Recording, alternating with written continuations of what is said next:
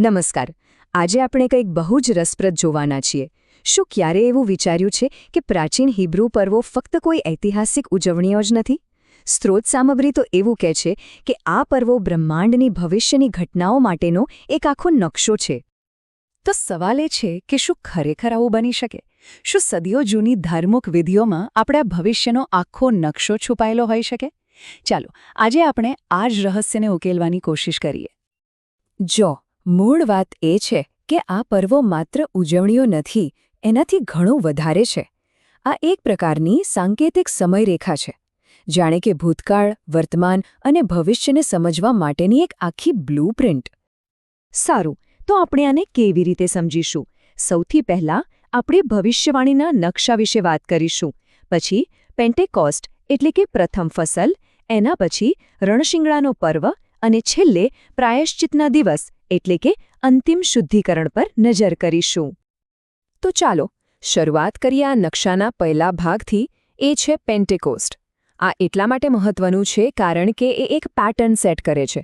એ બતાવે છે કે કેવી રીતે આ બધા પર્વો સાંકેતિક રીતે પૂર્ણ થાય છે. હવે પેન્ટેકોસ્ટ વિશે એક રસપ્રદ વાત છે. એનો બેવડો અર્થ છે. એક તરફ એ ઘઉંની પહેલી ફસલનો તહેવાર છે, પણ બીજી તરફ સ્ત્રોત કહે છે કે એનું એક ઊંડું આધ્યાત્મિક મહત્વ પણ છે. વિશ્વાસીઓ પર પવિત્ર આત્માના ઉતરાણનું, જેને પ્રથમ ફળ કહેવામાં આવ્યું છે. એટલે કે એક જ સમયે ભૌતિક અને આધ્યાત્મિક બંને ફસલની વાત છે. અને આ વાતને સમર્થન બાઇબલમાંથી જ મળે છે. પ્રેરિતોના કૃત્યોમાં લખ્યું છે, જ્યારે પેન્ટેકોસ્ટનો દિવસ આવ્યો ત્યારે તેઓ બધા એક જગ્યાએ ભેગા થયા હતા અને બધા પવિત્ર આત્માથી ભરપૂર થયા. આ બતાવે છે કે કેવી રીતે ભૌતિક ફસલનો દિવસ આધ્યાત્મિક પરિપૂર્ણતાનો દિવસ બન્યો. સારું, તો પેન્ટેકોસ્ટની વાત તો થઈ ગઈ. હવે આ સમયરેખામાં આપણે ઘણું લાંબો કૂદકો મારીને ભવિષ્યમાં જઈએ છીએ. હવે વારો છે રણશિંગડાના પર્વનો. અને અહીંથી વાર્તા એકદમ રોમાંચક બની જાય છે, કારણ કે આ એક યુગના અંતનો સંકેત છે. જુઓ, મૂળમાં તો આ રણશિંગડા વગાડીને એક પવિત્ર સભા બોલાવવાનો દિવસ હતો, પણ એનું સાંકેતિક રૂપ ઘણું મોટું છે. એ છે ઈસુ ખ્રિસ્તનું પુનરાગમન, જેની ઘોષણા 7મા અને અંતિમ રણશિંગડાથી થશે. એટલે કે એક સામાન્ય સભામાંથી આ એક એવી ઘટના બની જાય છે જે આખી દુનિયાને બદલી નાખશે. અને આનો આધાર પણ શાસ્ત્રોમાં છે. પ્રકટીકરણમાં સ્પષ્ટ લખ્યું છે કે જ્યારે 7મો દૂત રણશિંગડું વગાડશે ત્યારે સ્વર્ગમાંથી અવાજ આવશે કે દુનિયાનું રાજ્ય હવે આપણા પ્રભુ અને તેમના મસીહાનું બની ગયું છે. વિચારો, આ એક ક્ષણ છે જ્યારે બધું જ બદલાઈ જાય છે. તો આ 7મું રણશિંગડું વાગશે ત્યારે શું થશે? સારું, સ્ત્રોત મુજબ ઘટનાઓનો એક આખો ક્રમ શરૂ થશે. શહીદોનું પ્રથમ પુનરુત્થાન થશે, પૃથ્વી પર 7 અંતિમ વિપત્તિઓ આવશે, મહાન બેબિલોનનું પતન થશે અને પછી ઈસુનું પુનરાગમન થશે. પહેલા હવામાં અને પછી પૃથ્વી પર.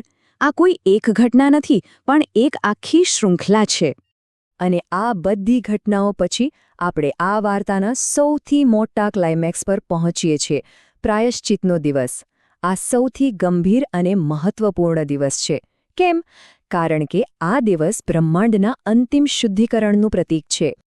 તો આ પ્રાયશ્ચિતનો દિવસ છે શું? મૂળભૂત રીતે એ રાષ્ટ્રીય ઉપવાસ અને પાપમાંથી શુદ્ધ થવાનો એક પવિત્ર દિવસ હતો. પણ આ અર્થઘટનમાં એનો અર્થ ઘણો વિશાળ છે.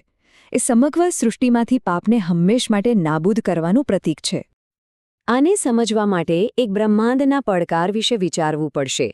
એક તરફ શૈતાનનો આરોપ છે કે ઈશ્વરનો પ્રેમનો નિયમ પાળવો અશક્ય છે, પણ બીજી તરફ શહીદોનું બલિદાન છે જે સાબિત કરે છે કે આ નિયમનું પાલન મૃત્યુની હદ સુધી પણ શક્ય છે. આ એક રીતે દૈવી પુરાવો છે. આ દિવસે એક ખાસ વિધિ થતી હતી, જેમાં 2 બકરાનો ઉપયોગ થતો. પહેલો બકરો પ્રભુ માટે હતો, જેનું બલિદાન લોકોના પાપો માટે અપાતું, અને બીજો બકરો, જેને અઝાઝેલ માટે કહેવાતો, એના પર લોકોના બધા પાપ નાખીને એને જંગલમાં છોડી દેવામાં આવતો. હવે આનું સાંકેતિક અર્થઘટન જુઓ. જે બકરાનું બલિદાન અપાયું એ ઈસુના અંતિમ બલિદાનનું પ્રતીક છે, અને જે બીજો બકરો હતો જેના પર બધા પાપ નાખવામાં આવ્યા એ શૈતાનનું પ્રતીક છે, જેના પર અંતે બધો દોષ નાખીને એને દેશ નિકાલ કરી દેવામાં આવે છે. આ રીતે પાપનો બોજ ટ્રાન્સફર થાય છે. તો આ અંતિમ પ્રાયશ્ચિતનું પરિણામ શું આવે છે? પરિણામો ખૂબ જ મોટા છે. સૃષ્ટિમાંથી પાપ હંમેશ માટે દૂર થઈ જાય છે. ઈશ્વરનો કાયદો સાચો અને ન્યાયી સાબિત થાય છે. શૈતાનને દેશ નિકાલ કરી દેવાય છે. અને આનાથી 1000 વર્ષના રાજ્ય માટેનો રસ્તો ખુલ્લી જાય છે. અને સૌથી મહત્વની વાત, ન્યાયી સૃષ્ટિ ફરી ક્યારે પાપ નહીં કરે. તો આખી ઘટનાનો ક્રમ કેવો દેખાય છે? 7મા મહિનાના પહેલા દિવસે રણશિંગડાનો પર્વ એટલે કે પુનરાગમન, એના બરાબર 9 દિવસ પછી 10મા દિવસે પ્રાયશ્ચિતનો દિવસ એટલે કે શુદ્ધિકરણ, અને એના માત્ર 5 દિવસ પછી 15મા દિવસે માંડવા પર્વ એટલે કે 1000 વર્ષના રાજ્યની શરૂઆત. બધું જ કેટલી ઝડપથી બને છે. તો જોયું, પેન્ટેકોસ્ટની પ્રથમ ફસલથી શરૂ કરીને પ્રાયશ્ચિતના અંતિમ શુદ્ધિકરણ સુધી આ હિબ્રુ પર્વો ખરેખર મુક્તિની એક આખી વાર્તાનો નકશો દોરે છે. અને આ બધું આપણને એક ખૂબ જ ઊંડા સવાલ પર લાવીને છોડી દે છે. એ વિચાર કે સમગ્ર ઇતિહાસ એક એવી વાર્તા છે જે પહેલેથી જ લખાઈ ચૂકી છે. આ વિચારનો અર્થ શું છે? આના પર જરૂર વિચારજો.